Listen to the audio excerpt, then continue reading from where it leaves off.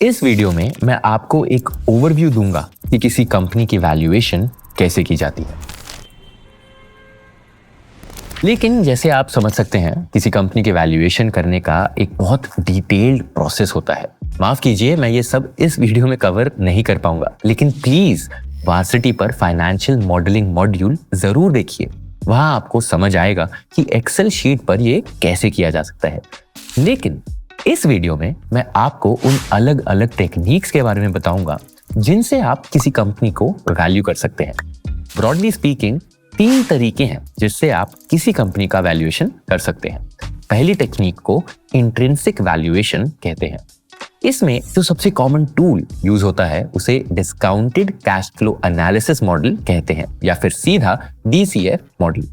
DCF model company के free cash flow को consider करता है। ये इन कैश फ्लो की ग्रोथ रेट को देखता है और रिस्क को भी कंसिडर करता है। ये सब एक मॉडल में इनपुट कर देता है और आपको एक आइडिया मिल जाता है कि स्टॉक कितना चीप या एक्सपेंसिव है। दूसरी टेक्निक को रिलेटिव वैल्यू टेक्निक कहते हैं। आमतौर पर इन्वेस्टर्स रिलेटिव वैल्यूएशन तब यूज करते हैं जब वो किसी कंपनी को वैल्यू करने के लिए इंट्रिंसिक वैल्यू टेक्निक अप्लाई नहीं कर पाते।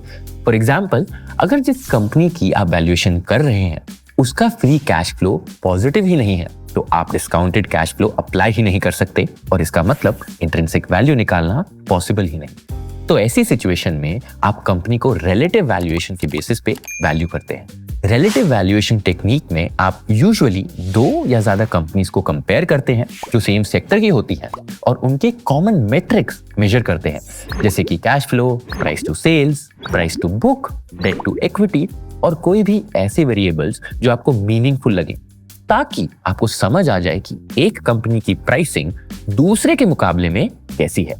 ये सब करते हुए आप फाइनली डिसाइड कर सकते हैं कि स्टॉक खरीदना चाहिए या बेचना चाहिए, इस बेसिस पर कि स्टॉक कितना चीप या एक्सपेंसिव ट्रेड हो रहा है।